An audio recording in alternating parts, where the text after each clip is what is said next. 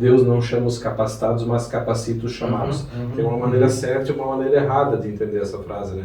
Mas a maneira certa de entender, eu acho, justamente para aquele que está com clareza, atuando no reino de Deus, né? E às vezes se sentindo incapaz, essa frase é o consolo que dá a certeza de que Deus quer caminhar com ela e capacitar.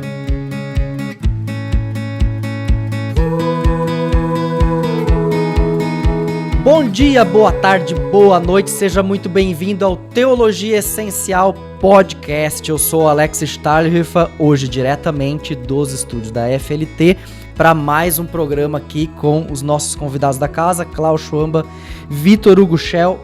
Nós vamos conversar hoje sobre vocações. Afinal de contas, qual é o seu chamado? Como descobrir o seu chamado? Deus tem um plano para você? Tem tantas perguntas que o pessoal tem, e eu tinha também quando... Acho que lá desde os 17 eu já comecei a me perguntar sobre isso, o que eu ia fazer. Eu tinha algumas certezas, mas muitas dúvidas.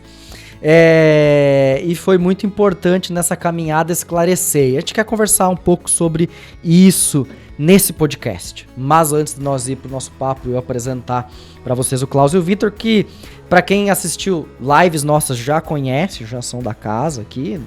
Da casa eles são mais tempo do que eu, na verdade, né? Mas, assim, eu que sou o intruso, novato aqui. Mas, assim, no podcast aqui, eles estão oficialmente estreando agora. Então, sejam bem-vindos aí com a gente. Obrigado.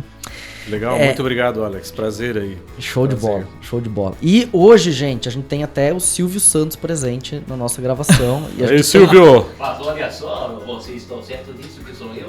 Olha aí, viu? Nossa, você me postou aí? Olha aí. É isso aí, olha, o Silvio é um caso à parte, cara, né? O pessoal não tem noção do que é ter Silvio Santos, teólogo, gravando podcast com a gente. Vocês não têm noção disso. Um dia ele vai ter que vir pra mesa. Mas antes da gente começar, queria agradecer a todo mundo que tem assistido o nosso podcast no YouTube, no Spotify, no seu aplicativo de podcast. A sua audiência, o seu comentário, até mais do que só acompanhar, o seu comentário, o seu e-mail pra gente é o pagamento do nosso salário. A gente não quer nada de você, a gente só quer que você ouça e comente e divulgue o Teologia Essencial Podcast para mais um amigo. Então fica o desafio dessa vez. Dessa semana o desafio é indique o Teologia Essencial Podcast para um amigo, uma amiga sua. Se puder também, dá aquela estrelinha no Spotify. Abre lá o seu Spotify, você vai ver na página do Teologia Essencial, tem um lugar para você colocar uma estrelinha. Vai lá, por favor, bota essa estrelinha lá. De preferência, né? 5 estrelinhas, se não for pedir demais, tá? 5 tá bom, 5 tá bom. 5 tá bom. Então, fica à vontade ali, curta no YouTube, se estiver assistindo pelo YouTube também. E se quiser falar com a gente, né, quiser mandar esse e-mail que eu sugeri antes, manda para podcast@teologiaessencial.com.br, podcast@teologiaessencial.com.br. Tudo isso que eu falei tá aqui na descrição do vídeo ou do podcast no seu aplicativo. Então, bora pro assunto de hoje que tá quente. Gente, deixa eu começar apresentando vocês. O Vitor Hugo Schell, coordenador do Bacharelado em Teologia aqui da FLT, certo. Professor de Novo Testamento, de grego, e a gente tem aí uma história aqui que o meu chamado passa ali pelo Vitor. Passa ali pelo Vitor. Tem uma certa... e depois eu vou falar por quê. Conexão, Mas deixa eu começar com quem começou primeiro. Isso aí. Klaus Schwamba. Muito bom. Foi nosso diretor da casa, atualmente é diretor financeiro aqui, é professor de teologia sistemática na casa. Então, Klaus, seja bem-vindo. Muito obrigado, prazer estar aí. Vamos para mais uma live, prazer estar com você. Klaus, me diz uma coisa, Klaus. Curiosidade agora, nem eu sei dessa resposta, então vai ser surpresa até para mim, porque eu fui seu aluno aqui, mas eu não sei. Como é que o Klaus sentiu o chamado para o ministério um dia lá nas terras de Rio do Sul, terras da minha amada esposa? Então, Alex, vou explicar para você, é uma história muito hilária, na verdade, a história da minha vocação, porque uma coisa que eu nunca pensei na vida é que eu ia estudar teologia. Nossa. Então, aluno no ensino médio, já no primeiro, segundo e no terceirão, eu ia muito bem. Tanto é que todo mundo na minha sala de aula pensava que eu ia fazer algum outro tipo de faculdade. E eu mesmo sempre dizia para o pessoal que eu ia fazer uma faculdade. Não estava minimamente no radar qualquer estudo de teologia. Mas eu era uma pessoa muito engajada na juventude de Rio do Sul. Né, participava, trazia mensagens, né? Eu com 16, 17 aninhos fui desafiado ali pela liderança da minha juventude a trazer uma palavra, e eu gostava dessa brincadeira de ficar me preparando ali, tá certo que Legal. Eu olhava, eu não tinha estudado teologia, nada na vida, né? Eu olhava algum folheto, lia alguma literatura e arriscava fazer a mensagem, e não é que dava certo, né? Mas assim, aí eu tinha a minha juventude que me conhecia de mensagens. E de vez em quando a turma dizia, cara, você ia dar um bom pastor, um bom missionário. Legal. E eu nunca dei bola. Aí tem uma mãe muito crente, pensa na mãe crente, e mãe crente ao quadrado, né? Que ora para que o seu filho se torne um pregador do evangelho. Ela já orava há muitos anos e ela pegava no meu pé e dizia, você ainda será um pregador do evangelho? E eu sempre dizia, nunca serei um pregador do evangelho, não me atrai minimamente, mãe, esquece, né? E aí eu fui, assim que terminei o ensino médio, aí a missão evangélica, a MEUC lá de Rio do Sul, como eu era um jovem muito ativo, ela me contratou por meio período, né? Ô, louco. E eu fui contratado por meio período ali ainda aos 17 anos. Olha aí. Né?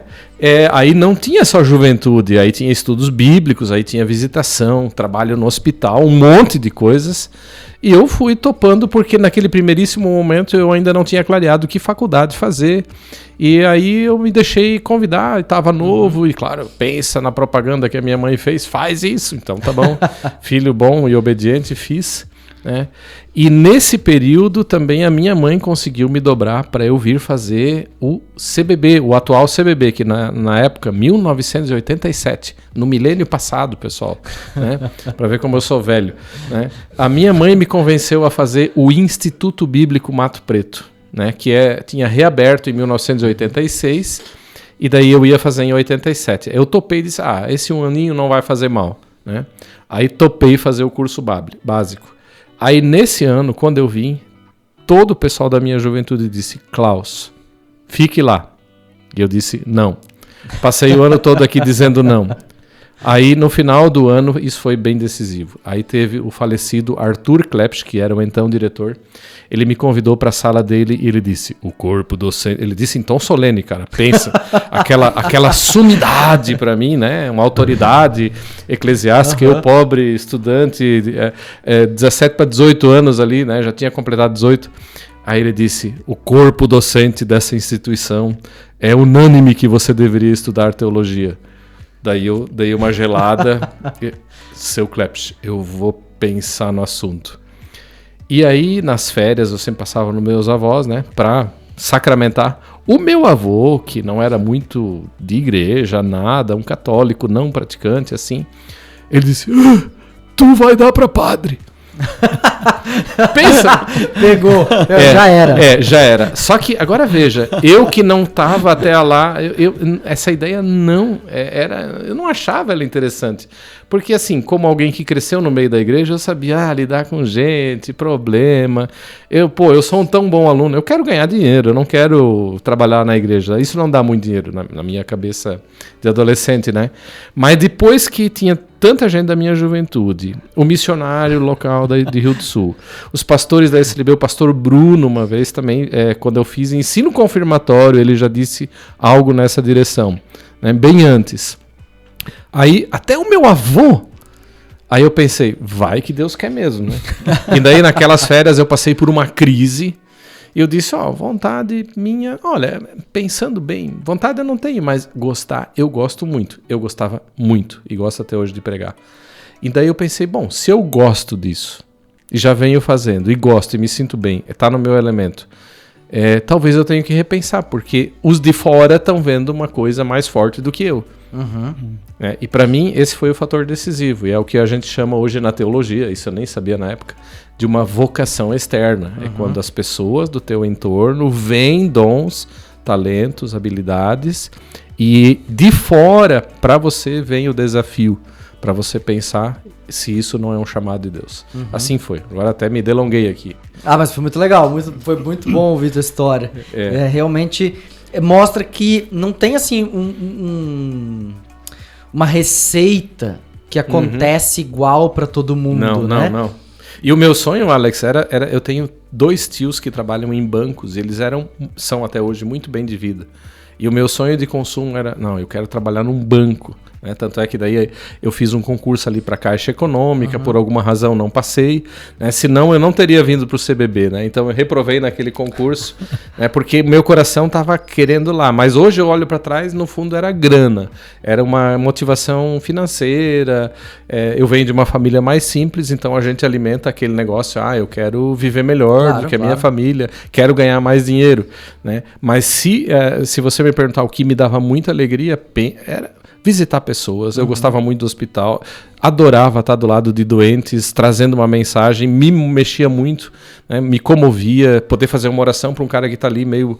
eu lembro uma imagem no hospital de um senhor já cheirando mal, uma parte de câncer, apodrecendo quase que vivo ali, e me deram acesso, eu fiz uma oração lá pelo cara e isso mexeu muito comigo.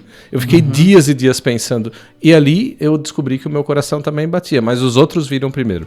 Legal. Muito show. E Deus sabia, né, que a FLT ia precisar de um diretor financeiro no futuro. Pois né? é. Não no banco. Isso ainda é um capítulo. Para lidar com o banco, mas não...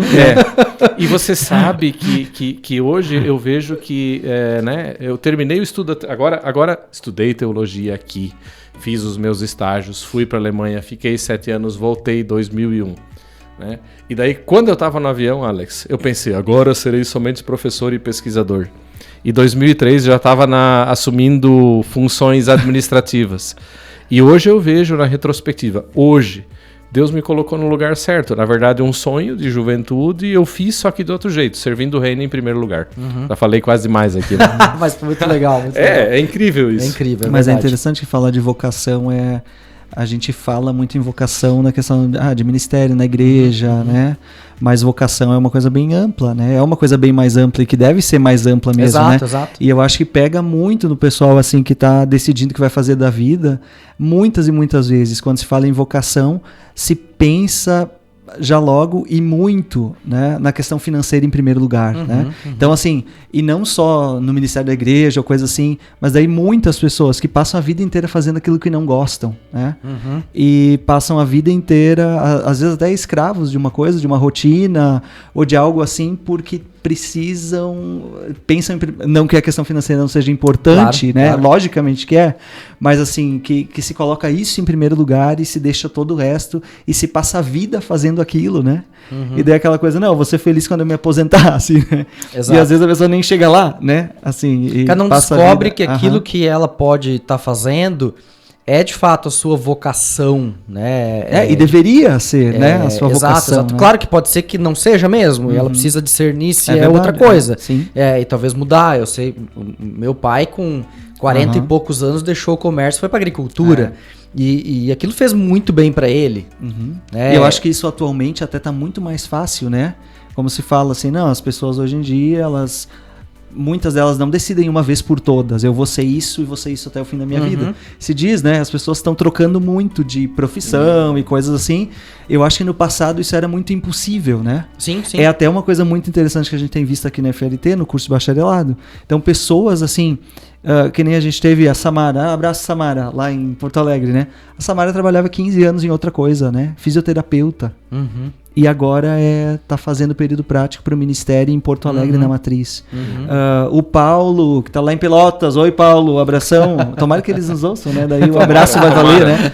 Mas o Paulo tá lá trabalhando no Ministério, no PPHM em Pelotas. Trabalhava muitos anos na VEG em Jaraguá. Largou tudo. Eu lembro também do Guilherme, que hoje está na Milk. Guilherme Adriano. Guilherme Adriano. Ele era um vendedor muito bem sucedido de caldeiras e coisas desse tipo de uma empresa. A empresa pagava para ele voar de jatinho para lá e para cá. Financeiramente, ele estava consolidado, casado, 2 filhos e, assim, vida financeira super resolvida.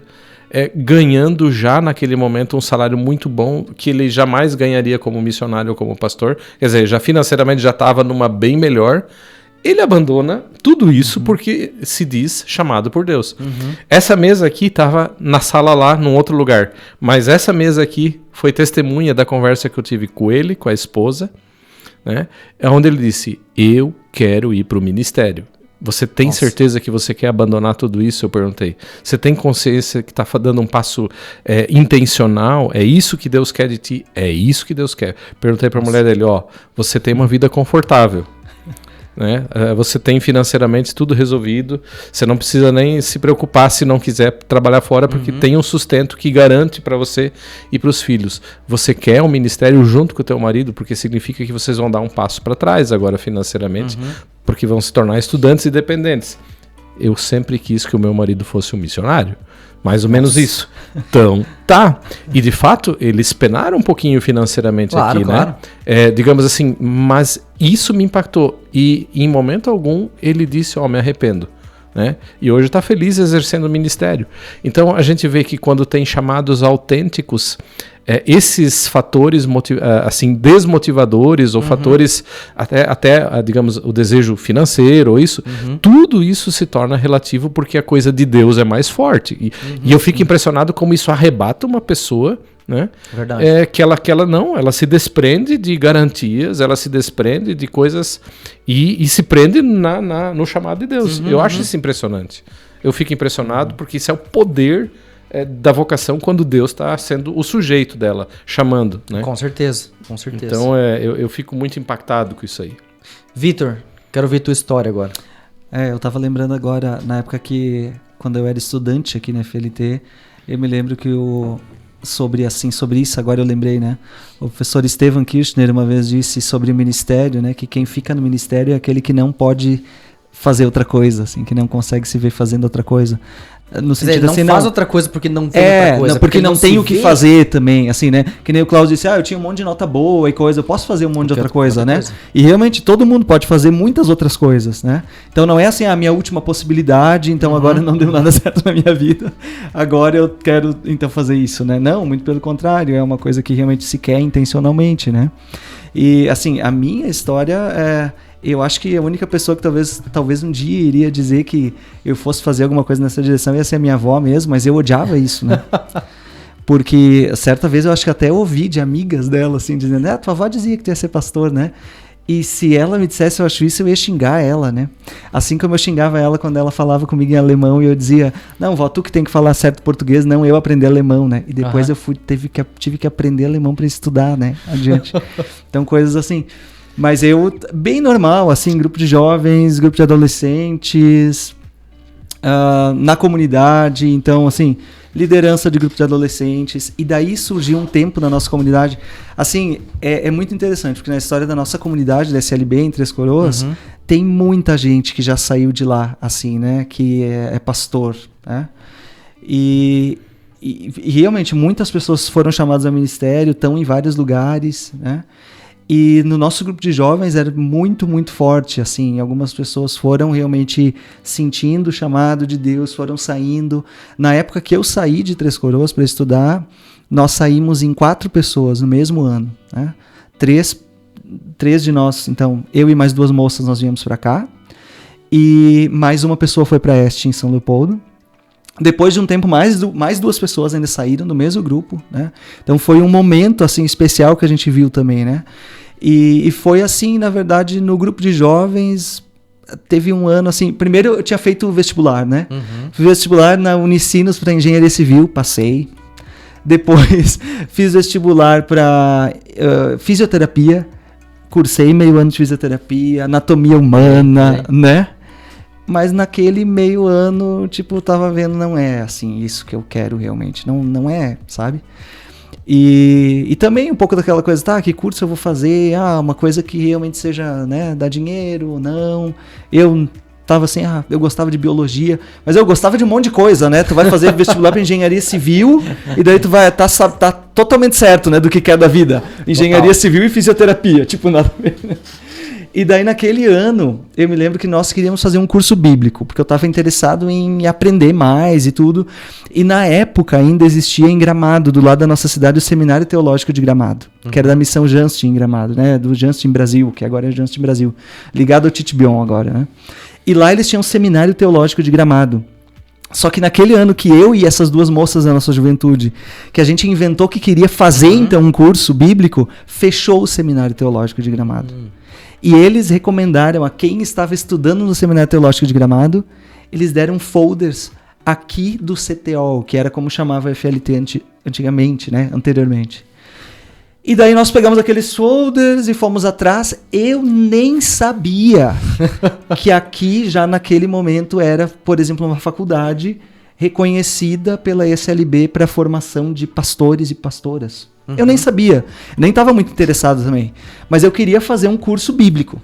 Certo. E daí eu vim para cá, e depois logo o pessoal começou a perguntar, né? Mas vai ficar para fazer... Vai ser pastor e coisa. Eu não sabia durante muito tempo da faculdade o que eu queria fazer. Uma vez eu lembro nitidamente no alojamento da faculdade, eu num tanque lavando roupa e o pastor Daniel Shorn, da comunidade da Trindade em Floripa, ele do meu lado. E eu perguntei, a gente chamava ele de Shorn, né? Ô Shorn, tu sabe o que tu vai fazer depois que terminar a faculdade? Não, eu vou ser pastor da CLB, né? E eu, tipo, não sei de jeito nenhum, né?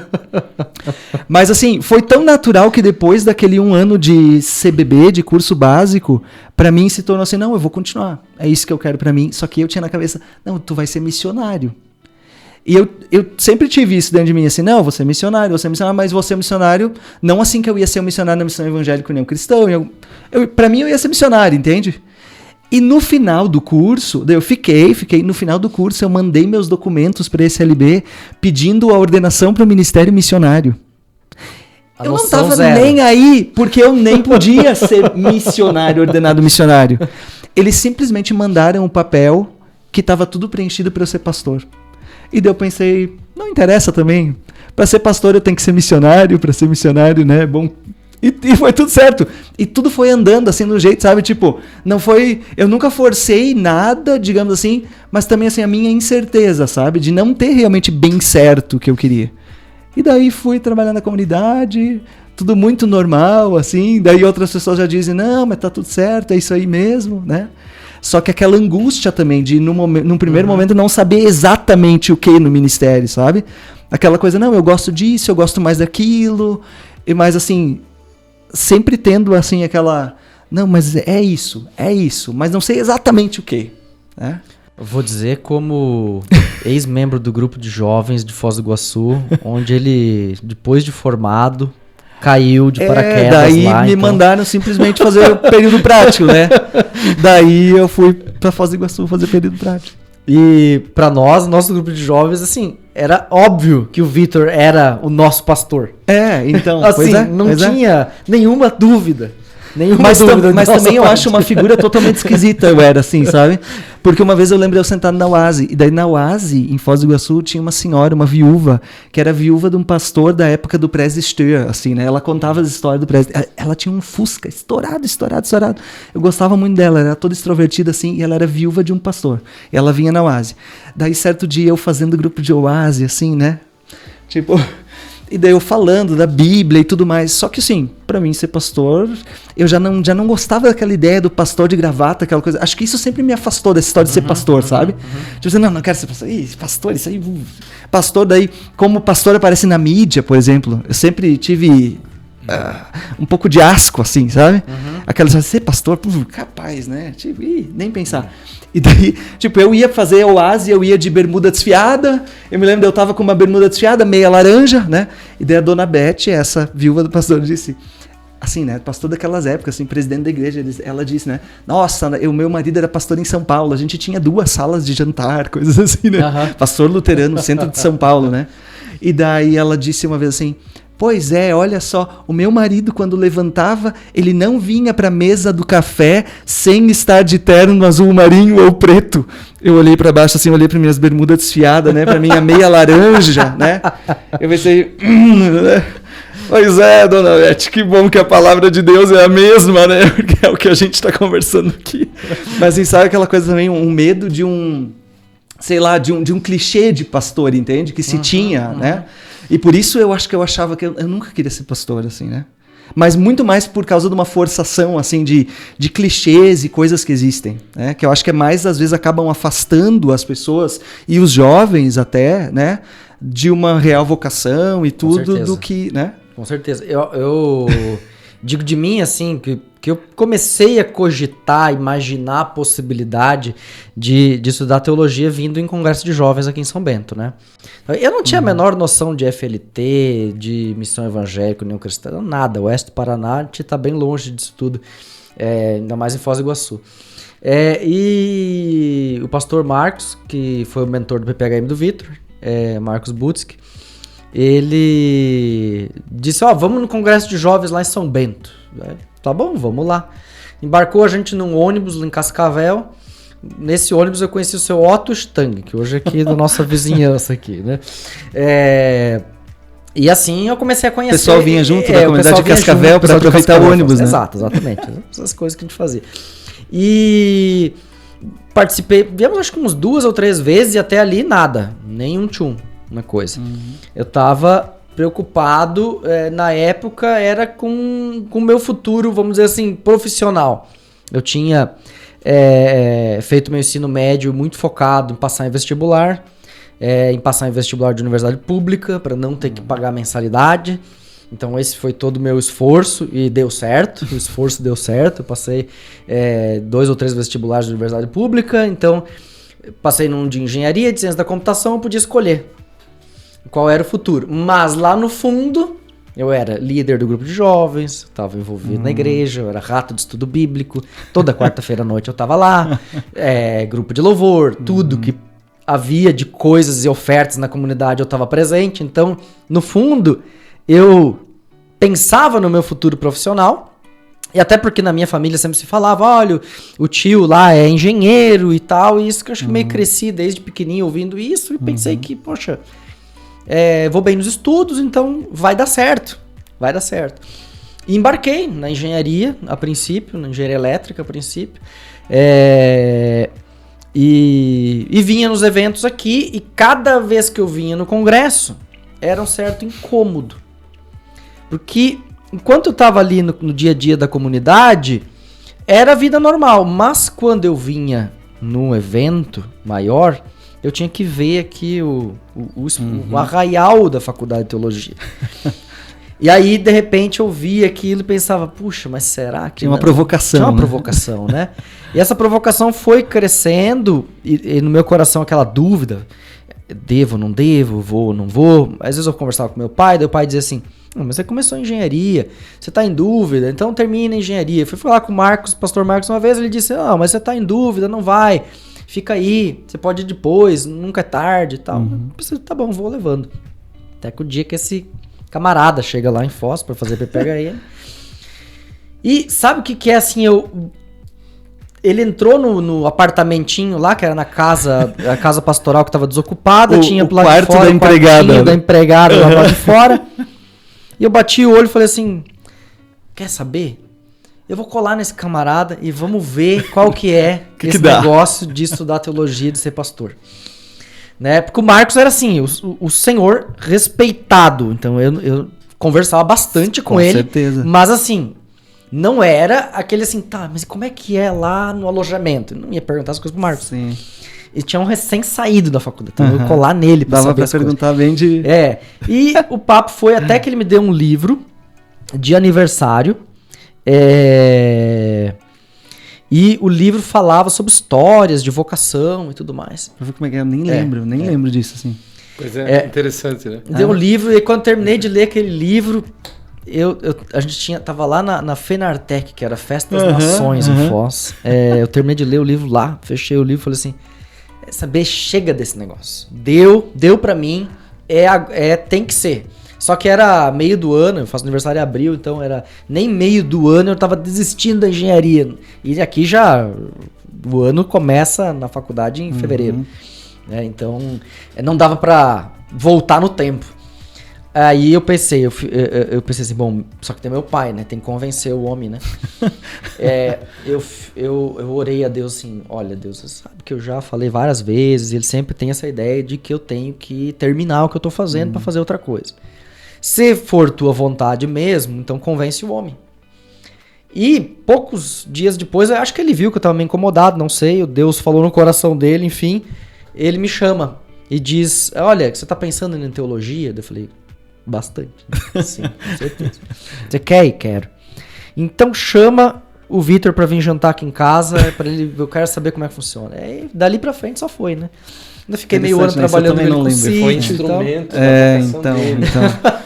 Aliás, olha só. Como é né? importante, observando, né, escutando você, como é importante que a vocação seja percebida por lideranças Sim. e motivada por lideranças. Com certeza. Né? Porque existe uma cadeia de coisas, né? Às vezes o caminho começa na nossa subjetividade, a gente tem vontade de alguma coisa, mas como também foi no meu caso, começou fora de outros que viam mais do que eu. Com certeza. Né? Mas quem são esses outros? Normalmente são as lideranças da igreja. Exato. Colegas de juventude, líderes de jovens, mas também ministros ordenados, pessoas de presbitérios ou conselhos de irmãos, né, da liderança da comunidade. Quer dizer, essas são as pessoas que vão ver a vocação. Né? Então eu acho bem interessante. Exato, lá em Foz teve a dona Ruth, veio no final do estudo bíblico e disse pra mim assim, não sei por que você insiste com esse negócio de engenharia, você tinha que ser pastor. Daí eu pensei, tá... Né? Então é essas pessoas que vêm e te dão um assalto assim. E sabe, eu já pensei muitas vezes nisso. Às vezes são pequenos comentários de alguns segundos que alguém faz que colocam a tua vida num determinado trilho. Né? Por exemplo, eu lembro do meu avô. Cara, foi uma frase que ele deixou de brincadeira, mas que o efeito para mim foi muito fundo. Com certeza. Ele só disse de bobeirinha, ele nem tinha consciência do que ele falou, mas foi uma frasezinha que durou ali 3, 4 segundos, que ajudou a selar um destino. Às vezes é uma frasezinha de algum colega da juventude que diz respeito a uma coisa que está mexendo em você, que parece que é um momentinho de Deus para te colocar no trilho. Isso me impressiona muito. Quer dizer, tem assim esse falar interno, vamos dizer assim, a gente está sentindo algo, percebendo algo, tem uma percepção interna de que aquilo está nos incomodando, ou que a gente tem talvez uma propensão para aquilo, a gente percebe dons, capacidades, e começa a gostar daquela ideia, dessa vocação que a gente está percebendo. Mas também tem essas pessoas que estão vendo, enxergando em nós aquilo que às vezes a gente também está enxergando, mas que no teu caso era coisa que você não estava vendo, né? Isso. Mas que no fundo eu gostava, só que não queria admitir. Por quê? Porque a gente tinha um plano pré-concebido. Não, eu quero atuar num banco, eu quero fazer uma outra coisa, uma outra faculdade. E essa ideia pré-concebida tinha que ser morta, a despeito de eu ter muita alegria em ajudar na igreja. Quer dizer, não tanto faz se o que vem primeiro, nesse caso. Não tem uma ordem fixa, não tem uma ordem fixa. Talvez alguém venha e diga uma coisa que você nunca pensou. É interessante, por exemplo, que nem tu falasse do teu pai. Eu tinha a ideia, eu tinha uma ideia falsa, por exemplo, em relação aos meus pais, né? Porque eu tava complicando mais a coisa do que era. Por causa da minha visão negativa de ser pastor e tudo mais, e que nem era uma visão negativa que eu tivesse motivo para ter tido dos pastores da minha comunidade. Eles sempre foram muito bons, foram pastores muito legais, né, que fizeram ótimos trabalhos entre as coroas, sempre, nossa, há muito tempo já. Então, assim, não tinha nada contra pastores, mas eu tinha mais uma ideia, assim, de mídia e coisas assim, preconceitos que as pessoas da sociedade em geral têm sobre pastores, né? Pastor é aquele que é, né, ou não estuda, ou, né, aquela coisa assim, mais ou menos, né? E daí eu tinha na minha cabeça uma ideia que era só minha, que eu achava que meus pais não me apoiariam. E daí eu fui fazendo outra coisa. Até que chegou no momento que a gente teve que sentar e dizer, não, mas é isso. E daí parece que foi pra mim assim, daí eu falei o que eu realmente achava que queria, daí eles só disseram assim, não, mas tudo certo, a gente vai te apoiar no que tu quiser. Tu só tens que decidir. Entende? Eles nunca tiveram a visão sobre o pastor que eu tive. Eu imaginava uma ideia pros outros que os outros nem têm. Que era, na verdade, só um preconceito meu. E que eles nunca tiveram. Para eles sempre foi muito legal a história de pastor, ser pastor. Bom, eles são de uma outra época também, claro, assim, claro, né? Mas era um preconceito bobo que eu tinha. E que eu tava, na verdade, projetando para eles e achando que não seria legal para eles. E, na verdade, não tinha nada disso, né? Eu que tava botando impedimento que não existia. Assim, né? Não, e às vezes, eu lembrei de uma história que eu não contei antes. tem momentos onde Deus confirma de uma forma absolutamente hilária. No meu caso, eu já estava terminando o curso de teologia, e daí eu sempre passava as minhas férias em algum tio, e daí, né? E tem uma tia minha onde eu gostava muito de ir nas férias, daí eu já estava praticamente terminando o curso de teologia, e daí ela disse, pois é, você vai se formar e vai trabalhar na igreja, né? Pois é, o teu pai já disse uma vez isso. Nunca sei. Meu pai me apoiava, mas conta pra mim, tia, né? Tia Edla, né, é o nome dela. Eu disse, sim, mas tu não sabe? Ele nunca contou essa história? Não. Tá, mas então tu nem sabe que tu nasceu antes, que tu não estava nem planejado? Não, tia, meus pais nunca me contaram essa história. Pô, mas então faz a conta. Que mês teu pai e tua mãe se casaram? Não sei, nunca perguntei. Você nasceu em abril, eles casaram em setembro. Você já estava a caminho. Você sabia dessa história? Não. Né? Conta mais, tia, né? Aí ela me contou que de fato aconteceu. Eles trabalhavam num hospital. Eu estava a caminho no hospital evangélico em Rio do Sul, né?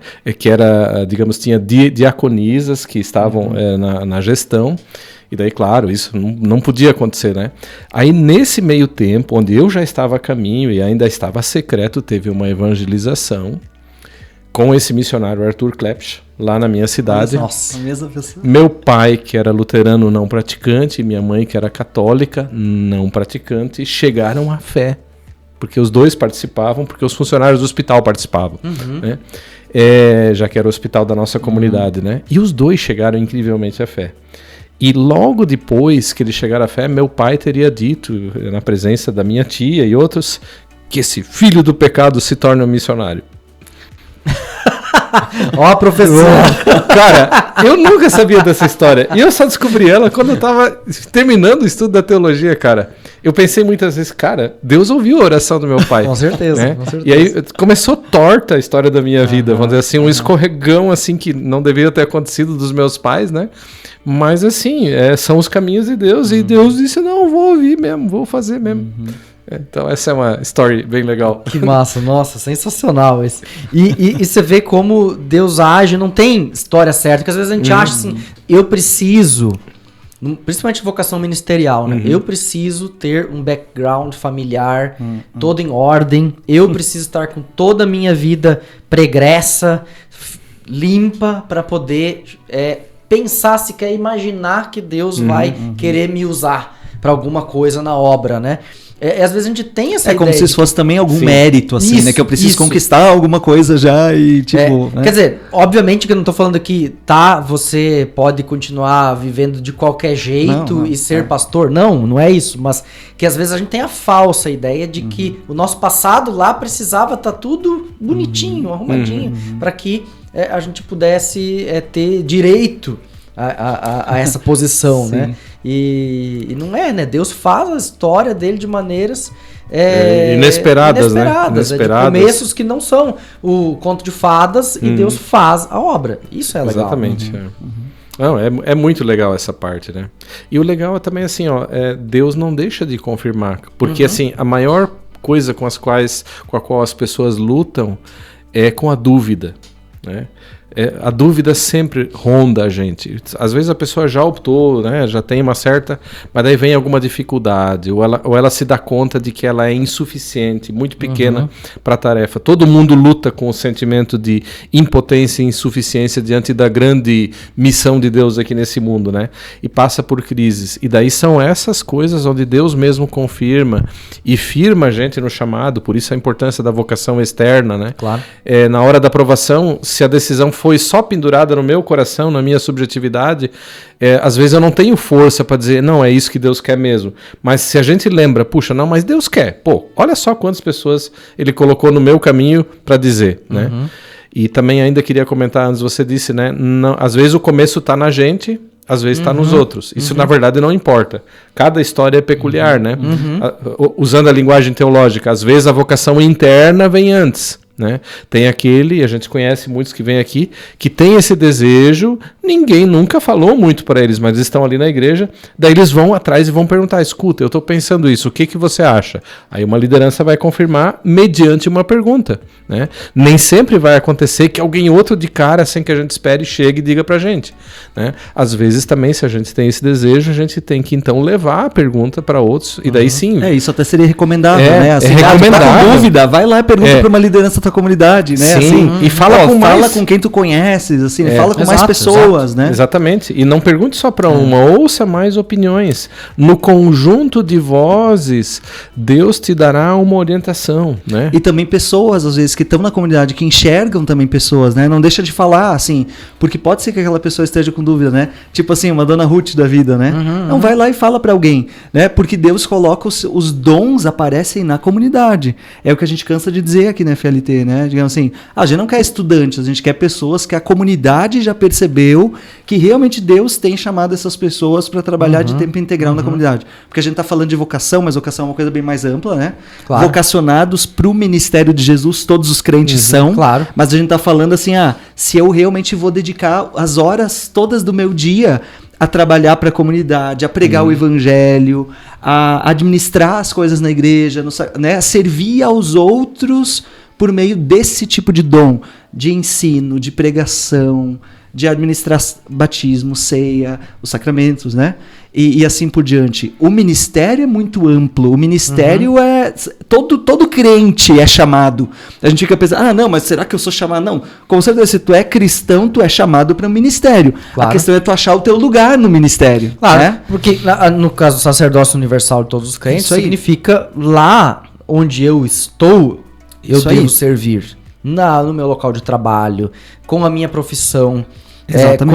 na minha família e na minha comunidade local, ou seja, na minha igreja ali onde eu estou, eu já devo servir. A pergunta não é assim, não, eu sou chamado para servir a Deus. Não, para servir a Deus, todo cristão é chamado para servir a Deus. Isso é um aspecto importante. Né? É muito importante. Será que então para servir a Deus eu tenho que fazer faculdade de teologia? Não, claro que não. Né? Não. Assim, existem aqueles que por causa dos seus dons a comunidade percebe. Nós queremos pessoas assim... para que não gastem o seu precioso tempo com outras 500 mil coisas na sua vida. Claro. Né? E que estejam realmente dedicadas para isso. São pessoas mais importantes, mais santas, mais com asas, mais, né, do que outras? Não são. Elas são pessoas a quem Deus deu determinados dons para isso, né? Mas não que seja uma coisa que tenha um status maior, ou é mais santo que o outro, aquela coisa assim, né? Ou só esses servem a Deus. Não, esses ajudam e vão ajudar outros a servir a Deus com os seus dons. E por meio da pregação da palavra, o Espírito Santo vai agir e vai levantando dons na comunidade dos mais diversos. A questão é, nem todo mundo faz tudo. Claro, e nem todo mundo pode fazer tudo, né? Então Deus dá dons. E esses dons, né, tipo assim, aqui na FLT o que a gente faz? A gente vai aprimorando dons, vai questionando, e é o ensino da palavra, a doutrina, que é muito cara e que não dá para estudar de qualquer jeito, é uma coisa que não é assim, né? Mas os dons é Deus que dá. Ninguém aqui na faculdade de teologia, ninguém produz dom. Ninguém tem poder de colocar dons na vida das pessoas, né? A formação vai aprimorar os dons, exatamente, vai trabalhar nos dons para que eles descobrir dons ou áreas, né? Exato. É até interessante, né? Porque às vezes no processo de estudar teologia a gente descobre dons que a gente talvez não percebia. Eu vejo assim... eu não imaginava certas coisas que hoje para mim são naturais, quase, né? Não são naturais, né? Mas é quase que você faz que eu faço hoje com naturalidade, que para mim não era normal. Ter um microfone na minha frente não é algo normal. Eu não imaginava falar num microfone. Até o ponto em que Deus diz para mim em Timbó, na primeira semana de trabalho, temos um programa de rádio. Né? Então Deus coloca às vezes umas coisas na nossa frente pra gente ter que ser desafiado, né? E às vezes a gente descobre coisas, né, nessa caminhada, né? A mesma coisa na internet também não foi uma coisa óbvia que surgiu, foram as demandas que criaram a necessidade de entrar. E tudo bem, às vezes alguns têm mais facilidade, o dom nisso, outros não têm. E essa é a beleza do corpo de Cristo, né? Onde a gente vai se complementando, né?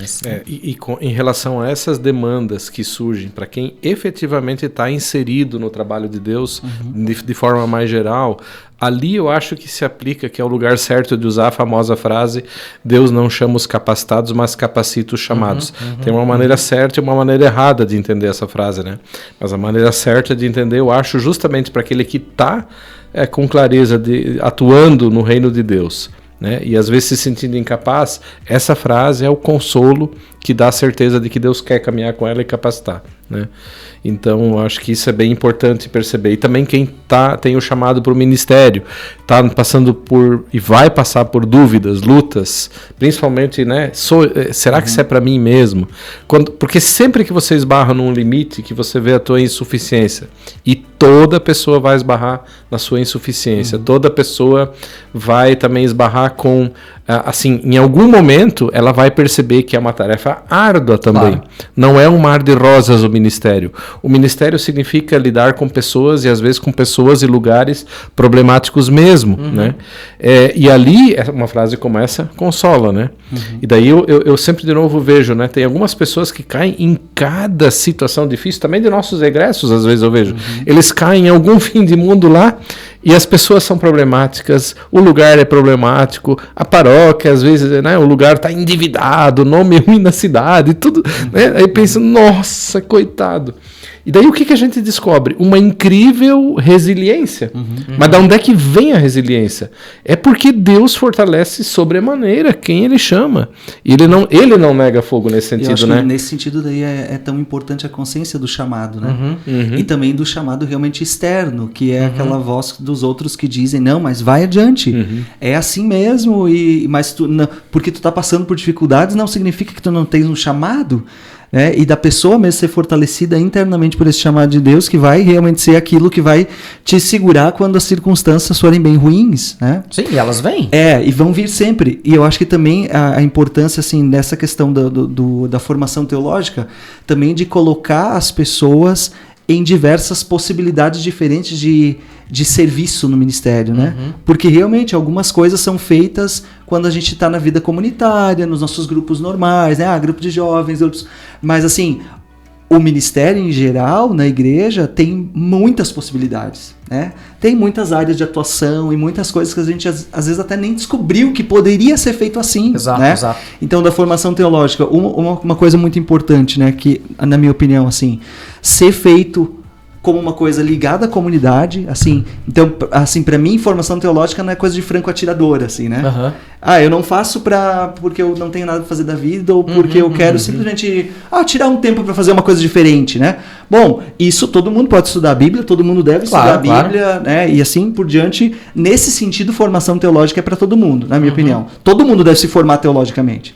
Tanto que o Novo Testamento deixa sempre muito claro: vocês estão estagnados, vocês não devem ficar estagnados, vocês devem crescer espiritualmente. Vocês já estão a ponto de serem muitos mestres, mas vocês ficam nas questões básicas da fé. Isso está sendo dito para toda a comunidade.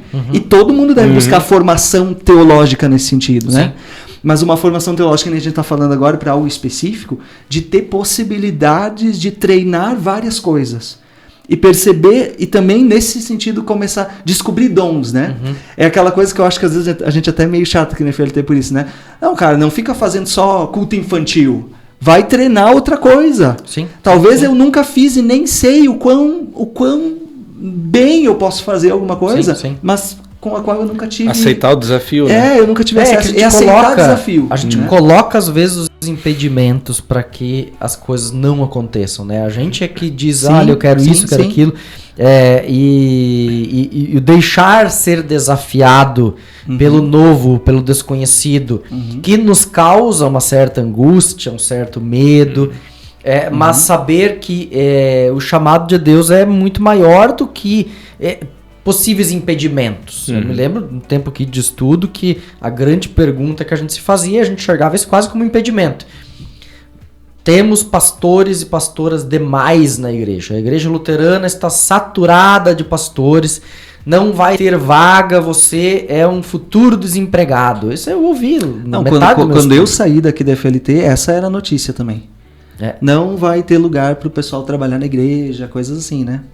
E logo depois já estava faltando. E aí a gente... Hoje está faltando mais do que nunca.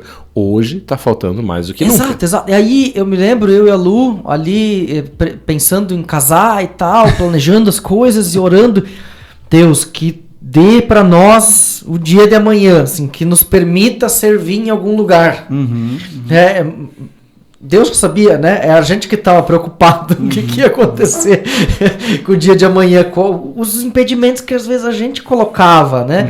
E não é que as dúvidas não vêm, não é que as dúvidas não vêm hoje, quando a gente às vezes pensa e olha para a situação que a gente vive aqui, também como instituição e tudo mais, diz, pois é, e ano que vem? Aí a gente pensa, Deus vai conceder graça pro ano que vem. A gente vai ter que trabalhar, vai ter que batalhar, vai ter que suar. Mas acho que tem a ver com essa convicção, que é também uma convicção, que é uma convicção teológica a respeito de ministério, vocação e tudo mais. Que é a palavra bíblica que Jesus disse, que continua valendo, né?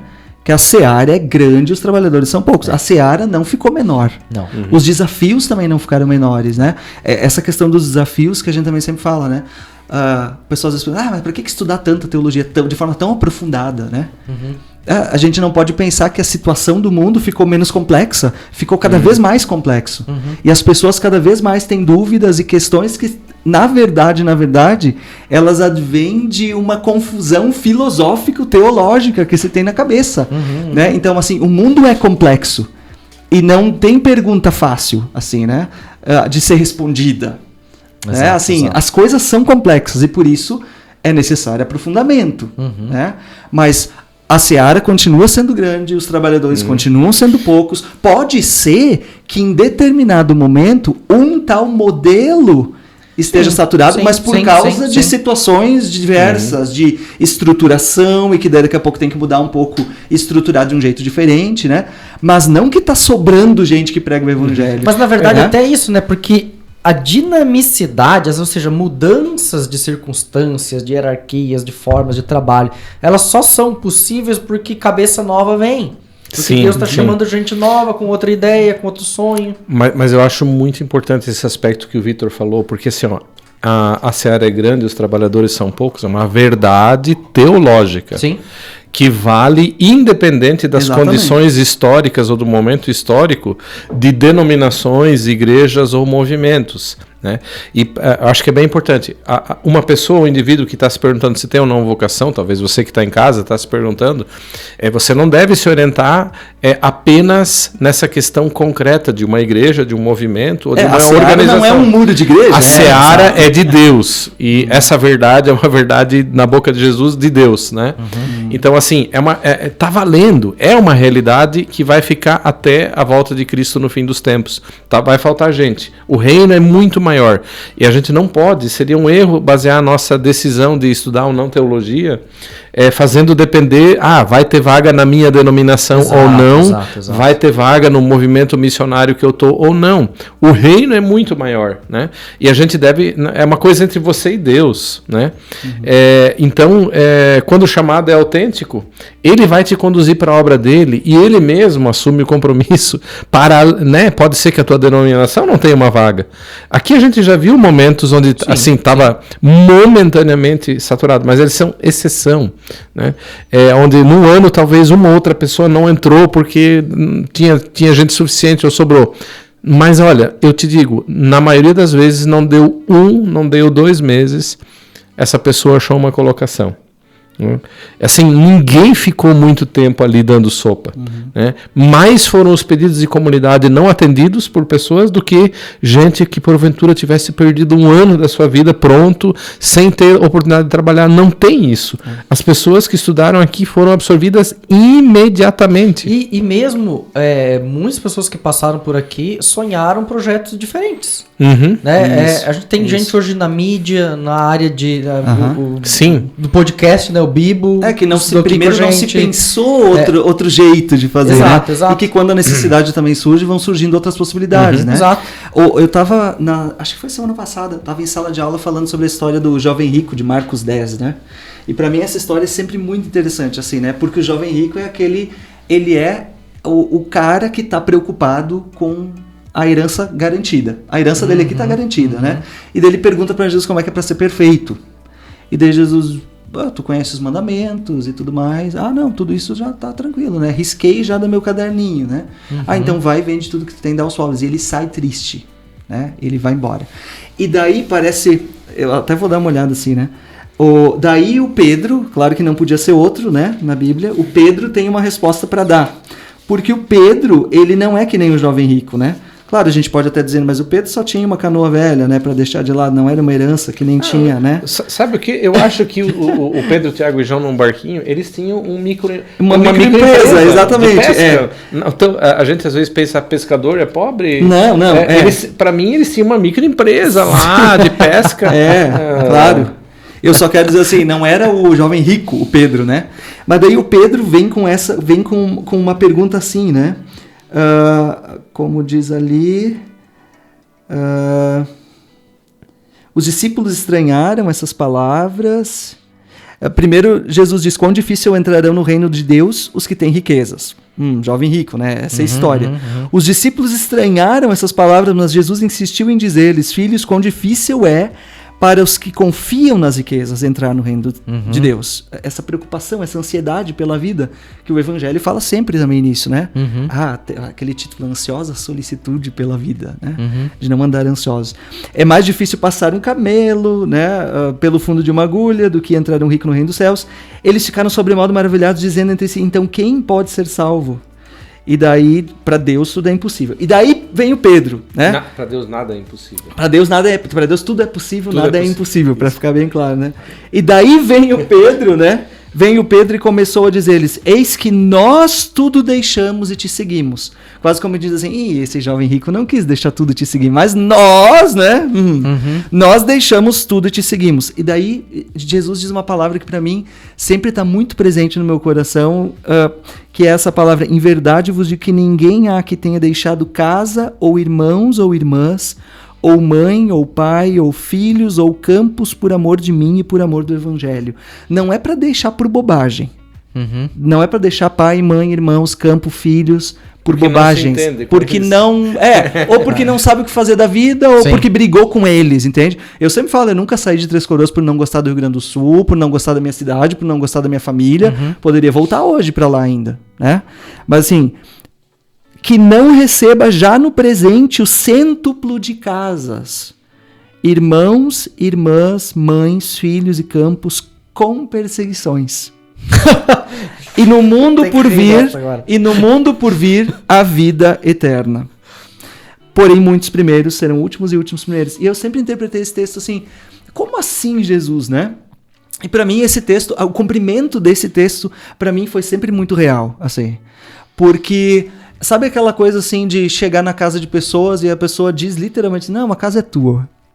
Pra mim isso sempre foi uma resposta assim de, tá aqui. É o cumprimento da promessa de Jesus de dizer, não, eu tenho família onde eu não tenho família. Eu tenho casas onde eu não tenho casas. E é um jeito diferente de viver, na verdade. Tem pessoas que são cristãos e dizem, não, o que eu tenho é de Deus. Isso aí. Sirva-se. Isso aí. Ou às vezes eu, como diretor financeiro, em momentos mais críticos, no lidar com empresários cristãos, né?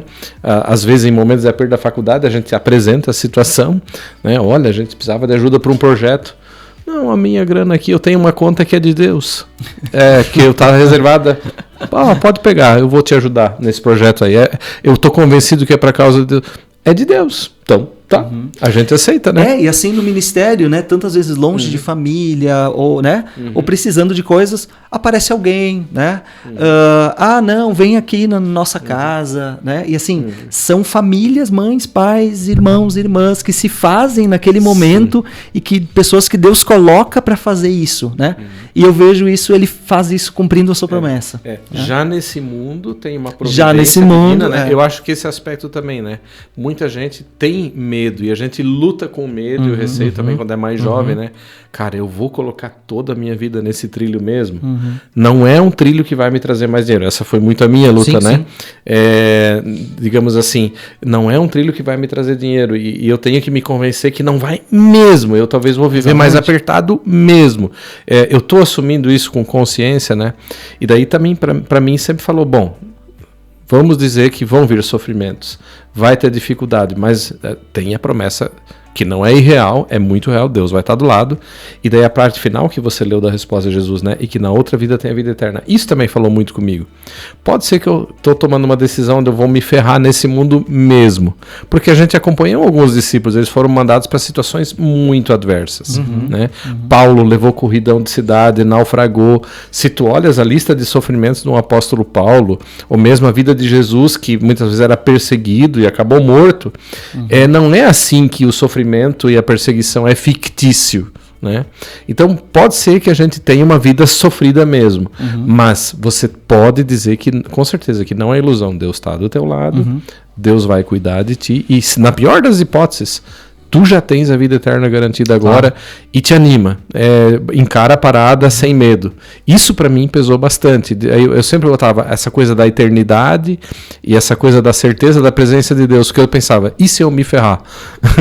Tá bom, vamos ver os discípulos, olha para os profetas, eles também passaram por dificuldade, olha para o Jeremias, né? Ele foi levado junto com o povo de Israel preso, né? Ele passou pelo cativeiro ali tudo também, ele não foi poupado disso, né? Tem sofrimento? Tem, a gente tem que olhar com sobriedade isso, mas Deus cuidou deles, eles são vitoriosos, e tem que relativizar essa vida aqui, né? E buscar força em Deus para suportar se a vida é mais complicadinha mesmo, né? Porque isso é uma objeção que muitos têm. Claro, né? claro, com certeza. Mas a gente precisa dar esse passo de confiança radical em Deus, porque a gente de fato e de verdade não está abandonado. Não? Em Cristo nós somos mais que vencedores. Pode ser que a tua vida aqui é uma contradição com isso. Pode ser que você está numa situação mais difícil, que passa por aperto, mas a palavra de Deus não muda, né, nesse sentido. Então vamos lá. E diz, né, por amor de mim e pelo amor do evangelho. Exatamente. Não, é a consciência disso, né, que tem a ver com o chamado de Jesus e com o evangelho, e que realmente tem mais do que simplesmente essa preocupação com o agora, né? Exato. E que realmente o agora pode ser que, e se a gente tira essa perspectiva que o Klaus colocou, né? A gente pensa, não, mas então agora eu vou me dar bem também, porque Jesus diz ali, né? Então a gente também não está pensando teologicamente de forma correta sobre ministério. Assim como a gente não está pensando de forma correta sobre a própria vida cristã, se a gente tira a perspectiva da eternidade em algum momento também do foco, né? Nós, como cristãos, a gente não pensa simplesmente vai dar tudo certo aqui, né? Essa é uma perspectiva errada não só para ministério, é uma perspectiva errada para a vida do cristão como um todo. Né? Ontem à noite eu assisti um pequeno documentário sobre a vida do C.S. Lewis, né? Então ele viveu ali no período das duas guerras, ele era primeiro, de casa ele criou até uma aversão ao cristianismo, né? E foi quando ele conheceu o outro escritor mundialmente famoso do Senhor dos Anéis, o Tolkien, que em conversas com o Tolkien convenceu ele, olha, põe na balança, sofrimentos tu vai ter, de todas as alternativas que existem, ideológicas, filosóficas, sei lá o quê, qual é aquela que pode te dar maior grau de certeza? Me convença que é alguma outra coisa do que o cristianismo. Qual é a que vai te garantir vida eterna e imortalidade que você procura? E isso foi uma conversa de várias que mexeu muito com o C.S. Lewis, onde ele se converteu de fato ao cristianismo, né? E ele se tornou um dos grandes defensores do cristianismo em meio a experiências de muito sofrimento na Segunda Guerra. Ele, inclusive, ele foi ferido e tudo isso, né? O único consolo que ele achou foi o evangelho e a certeza, não, tem vida eterna, se eu morrer aqui, tem vida eterna, não existe consolo maior, né? Não fui privado de estar na guerra, não fui privado de sofrimentos. Ele casou, daí logo a mulher dele também adoeceu e tal, né? Quer dizer, já ali sofrimento. Então ele passou muito sofrimento. No final da vida dele também, com doenças, ele lutou muito, né? E até que uma doença, entre aspas, derrotou ele, né? Vamos dizer assim. Mas a certeza inabalável de que aquilo que é a verdade imutável do evangelho está valendo, né? E que não existe de fato um outro consolo. E a mesma coisa eu penso na vocação, né? A gente tem que olhar com sobriedade que vai ter desafios. A vida com Deus tem desafios, né? A vida com Deus traz determinados sofrimentos, sim. Às vezes maiores, às vezes menores. Mas não deixa de ser verdade que Cristo está ali com a gente e que a verdade do Evangelho permanece inabalável. E que ela que nos sustenta. É a única coisa que nos sustenta. E falando em C.S. Lewis, não deixe de assistir a saga de Edmundo. Nosso musical. Falando do C.S. Lewis, no último encontro foi falado sobre a saga de Edmundo, Jaraguá, São Bento, Pomerode, Rio do Sul, São José, Joinville. Então não perca, procura as datas, né? Isso. E vai assistir a saga do Edmundo. Todas as apresentações gratuitas. Então Isso aí. Procurar nas redes sociais aqui da FLT, você vai encontrar. E assim, sinceramente, esse musical é uma mensagem gigante, fabulosa, né? Vou dar um spoiler, né? Mas assim, nossa, é muito de Deus a parada lá, né? E de forma criativa, teatro, música, dança, coreografia, tudo, assim, é uma produção assim, das produções que a gente já teve, uma super produção. Verdade. Né? Eu até queria, eu ia puxar ali pra gente falar uma coisa que nos dá alegria no ministério, e de repente você me vem com essa do Arte pra Vida. São coisas assim que Deus permite que aconteçam no nosso meio, em que a gente olha e diz assim, a gente tem tanta coisa para reclamar, de dizer que é difícil e tal, e de fato estão aí, são mesmo, mas por outro lado você olha a beleza que Deus permite que a gente faça através de um musical, como esse que o APV... Teatro musical. Teatro musical que o Arte para a Vida vai apresentar, e tanta vida que acontece no dia a dia das nossas igrejas, das nossas comunidades, tanta coisa bonita que Deus está fazendo, tantas pessoas que têm conhecido o Evangelho, são manifestações de dons, né? Exatamente, tantos milagres cotidianos que acontecem e que ninguém melhor do que quem está ali na comunidade para ver isso. Às vezes a gente para de observar para essas belezas que Deus faz.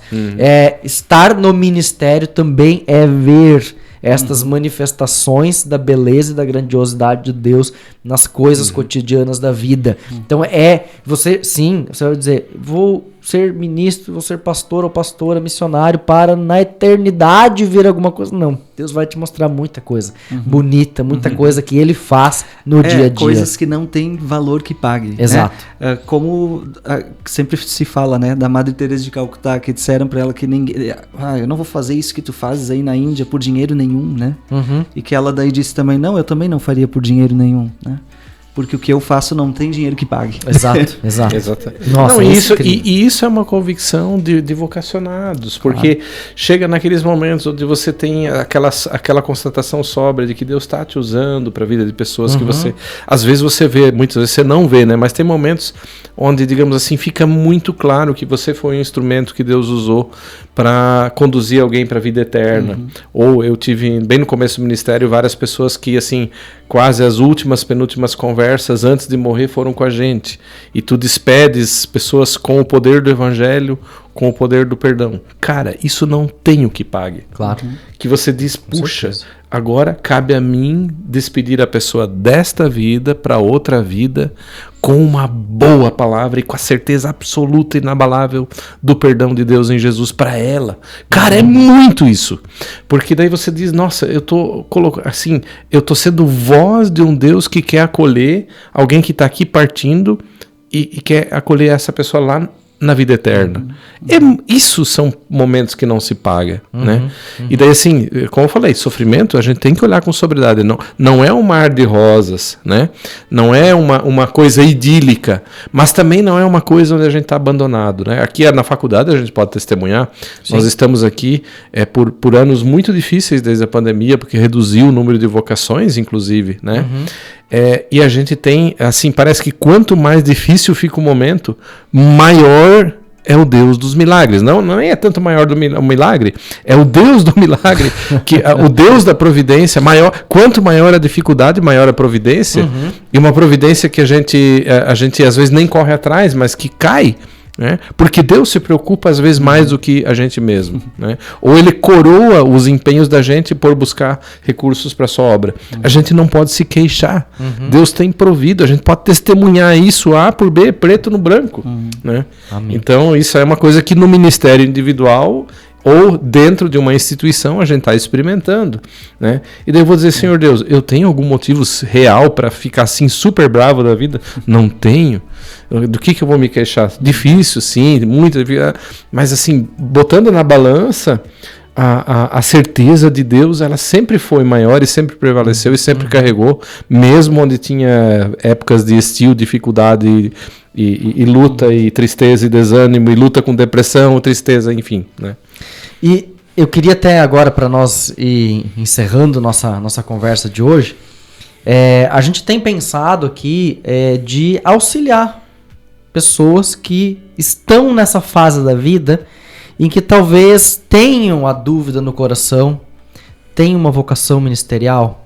Será que Deus está me chamando para ser pastor, pastora, missionário, missionária, ou talvez uma outra atividade ministerial de tempo integral, e que a teologia vai ser um estudo importante nessa caminhada? Você está nessa dúvida e a gente pensou numa maneira de ajudar a você, um acompanhamento agora, um momento de bate-papo. O Vitor está mais à frente disso, tem pensado aqui.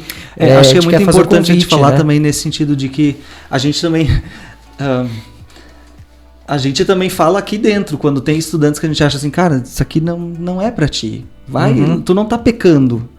Quem sabe é outro caminho, que tu vai servir a Deus de outra forma, que nem eu disse antes, né? Não, o ministério, a gente está no ministério e não é porque agora eu não vou estudar aqui ou lá, né?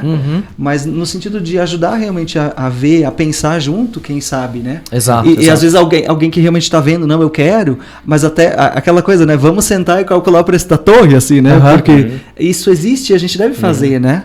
Assim, de tentar perceber juntos também, tirar dúvidas, quem sabe.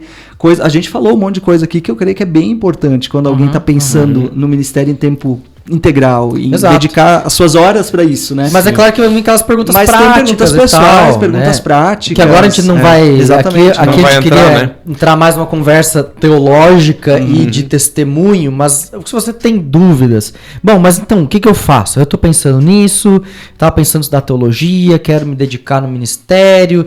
Como é que é isso? Onde é que eu tiro dúvida? Que caminho a gente indica para quem está com dúvidas? Como sanar essas dúvidas? Então a gente tem que... Bom, podem colocar aí, entrar em contato com a gente. Tem um formulário aqui embaixo. Você pode clicar no link que vai estar aqui na descrição, tá? Tem o formulário para você entrar em contato com a gente. Preenche lá o formulário, entre em contato com a gente. E a gente tem também, sempre, se for necessário, o nosso contato pessoal mesmo, né? Isso é repassado também. E a gente pode conversar adiante a respeito disso, né? Isso, a gente até quer fazer um momento especial de bate-papo. Então, se você preencher esse formulário, você vai receber um e-mail nosso, um contato nosso, convidando você para um bate-papo com a equipe aqui. Isso. O Vitor vai estar coordenando isso. E daí a gente quer se enxergar mesmo. Aí, né? realmente abrir a câmera. Isso, abrir a câmera, fazer pelo Meet, tirar dúvidas, conversar mesmo, talvez conhecer mais pessoas que estão na mesma situação. Acho que isso é muito legal, né? Porque assim, às vezes a gente acha que só a gente tá com tal dúvida. Ou não, e daí a gente vai ver, nossa, tem a pessoa lá em tal lugar que também tá pensando, tá passando por essa mesma situação. E as pessoas podem entrar em contato umas com as outras, né? Acho que isso seria legal também. E eu penso assim, você que está assistindo, se você tem essa inquietude no coração, pensa que a inquietude pode ser de Deus. Então não perde essa oportunidade de conversar com a gente aí, né? E algumas coisas, balizas gerais, a gente colocou aqui, né? Vocação interna, externa, fale com suas lideranças e todas essas isso coisas aí, que a gente falou. Aliás, eu quero também dar uma palavra de motivação. Se você é líder de uma comunidade, se você é ministro, pessoa ordenada, se você é líder de jovens, né? Não tenha medo de desafiar pessoas ao estudo da teologia, né? Porque existem inquietudes que Deus mesmo coloca nos líderes. E a gente também não deve ter medo de dar espaço. Se eu motivar alguém, talvez eu vou estar encaminhando essa pessoa para algum... Pode ser que ela vai topar com algum sofrimento. Sim, talvez sim, é verdade. Mas se o processo é de Deus, não tenha medo, você vai ser instrumento de Deus. E até mesmo, muitas vezes o pessoal diz assim, eles sabem, mas o estudo teológico, ele custa, e aí... como é que a pessoa vai se virar. Tem sempre essa inquietude também com relação. A gente vai explicar no nosso papo ali, mas Klaus, dê a sua palavra de ânimo para a turma que vai estar preocupada lá com... Pois é, e como é que paga isso? Não, e assim, nesse sentido nós temos tido avanços aqui na faculdade. Vou falar um pouquinho de uma iniciativa nossa, né, que nós temos tanto na parceria com a Missão Evangélica, como com digamos, para o público que quer atuar na Igreja Luterana, ou mesmo para quem não é vinculado denominacionalmente aos luteranos ou à Missão Evangélica, nós temos políticas legais para todos os casos, né? Hoje, uma pessoa que vem de outra denominação, ela recebe sistematicamente 60% de bolsa social de estudos. Né? Isso é para quem não tem esse amparo pela denominação luterana, né, da nossa igreja. Mas estudantes que querem um dia ingressar no pastorado da nossa igreja, nós temos o programa Conectar. E ali nós mesmos hoje estamos captando recursos para conseguir dar bolsas de estudo de até 75%. Né? E o legal é que a gente criou aquilo que você vai encontrar no nosso site, o formulário de avaliação prévia, onde a gente pede para você preencher os dados do teu perfil socioeconômico e da tua família. Você envia para nós agora, sem compromisso, e em alguns dias nós respondemos: você é uma pessoa que tem potencial para ganhar uma bolsa social de estudos de X%, 50%, 75%. Né? Então nós estamos trabalhando muito. A gente sabe que o curso de teologia custa caro, claro, mas hoje a gente está ampliando e trabalhando muito para criar uma rede de apoiadores, e Deus tem dado graça. Né? Então também isso é um motivo de ânimo, porque assim, na parte de finanças Deus tem provido e vai prover. Né? Quando é de Deus, caminhos se encontrarão, né? E a gente quer dar o nosso melhor para isso. Então assim, ninguém deve deixar de estudar teologia por questões financeiras, né? Tem que falar com a gente, e existem caminhos. Amém. Isso é muito bom de saber isso. Então, quero deixar de novo aqui: entre em contato com a gente, vai estar o formulário para você entrar em contato e receber o nosso contato para esse bate-papo, tá? Vou deixar aqui também o link das bolsas de estudo da FLT para você conhecer os programas. Vai ter lá dentro do site onde você pode preencher esse formulário e tudo mais, vai estar lá explicadinho. Mas, se você... Eu recomendo vir primeiro para essa conversa com o Vitor e com a nossa turma aqui, para entender um pouco a vocação, a vocação, para clarear isso no seu coração. E aí, a partir dali, a gente também vai dar todas as instruções práticas, encaminhamentos aí para frente que você precisa tomar. E a pessoa você pode fazer isso sem compromisso, não tem problema participar. Se você tem alguma dúvida, até curiosidade, vai lá, participa. Ou qualquer inquietude, vai que ela é de Deus. Isso. Né? E às vezes você está pensando assim, mas eu não sei se pro ano que vem. Não faz mal. Vem participar da sem conversa. Sem compromisso, não precisa ter receio. Né? Seja bem-vindo e bem-vinda. Né? Exatamente. Muito legal. Klaus, Vitor, muito obrigado pelo tempo de vocês e pela conversa. Prazer. Foi maravilhosa. A gente tirou muita dúvida, conheceu até melhor as histórias uns dos outros aqui. Foi muito legal isso. Deus abençoe o ministério, o trabalho aqui na FLT de cada um. E você que está em casa, está nos acompanhando no YouTube ou no aplicativo de podcast, muito obrigado pela sua presença até aqui. Lembra de deixar o seu like, a sua curtida, de recomendar o Teologia Essencial Podcast, de mandar um e-mail talvez com suas dúvidas, sugestões de pautas. Se tem um tema interessante que você gostaria de ouvir, manda pra gente, podcast@teologiaessencial.com.br. A gente vai colocar na nossa lista para poder tratar em algum momento as suas dúvidas, suas questões teológicas aí. Então, Deus te abençoe. Até 14 dias. Tchau. Abraço, tchau, abraço. Foi um prazer, viu?